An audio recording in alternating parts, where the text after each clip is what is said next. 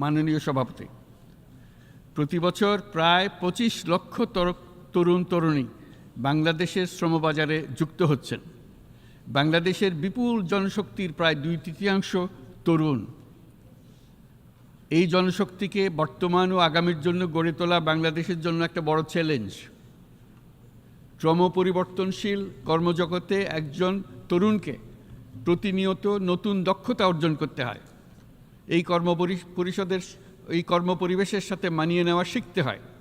এই জন্য বাংলাদেশ যখন মধ্যম আয়ের দেশ হিসেবে উন্নতি হচ্ছে, তখন আমরা শিক্ষা এবং প্রযুক্তিগত সহায়তা লাভের উপর বিশেষ জোর দিচ্ছি।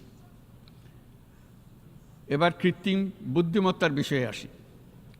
কৃত্রিম বুদ্ধিমত্তার অভাবনীয় বিকাশ এবং এর বহুমাত্রিক প্রয়োগে বাংলাদেশ বিশেষভাবে আগ্রহী। আমাদের তরুণ সমাজ জেনারেটিভ আর্টিফিশিয়াল ইন্টেলিজেন্সের সম্ভাবনা নিয়ে উচ্ছ্বসিত। একজন বিশ্ব নাগরিক হিসেবে তারাও চায় নতুন পৃথিবীতে নিয়োজিত হতে, কর্মক্ষম হিসেবে নিজেকে গড়ে তুলতে।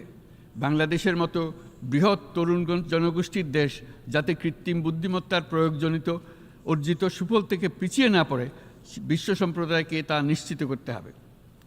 একই সঙ্গে নিশ্চিত করতে হবে যেন কৃত্রিম বুদ্ধিমত্তার কারণে কর্মক্ষেত্রে মানুষের চাহিদা ক্রমাগতভাবে সংকুচিত হয়ে না যায়। এই প্রসঙ্গে আমি উল্লেখ করি যে আমরা ভিন্ন একটা ইন্টেলিজেন্স, অটোনোমাস ইন্টেলিজেন্স, অর্থাৎ যেই কৃত্রিম বুদ্ধিমত্তা নিজেই নিজের কৃত্রিম বুদ্ধিমত্তাকে সম্প্রসারিত করতে পারে মানুষের কোনো হস্তক্ষেপ ছাড়াই, তার ব্যাপারে আমরা বৈজ্ঞানিকদের দৃষ্টি আকর্ষণ করতে চাই।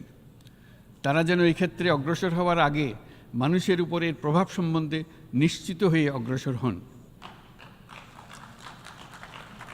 আমাদের ধারণা অটোনোমাস ইন্টেলিজেন্স মানুষের অস্তিত্বকে বিপন্ন করে তুলতে পারে।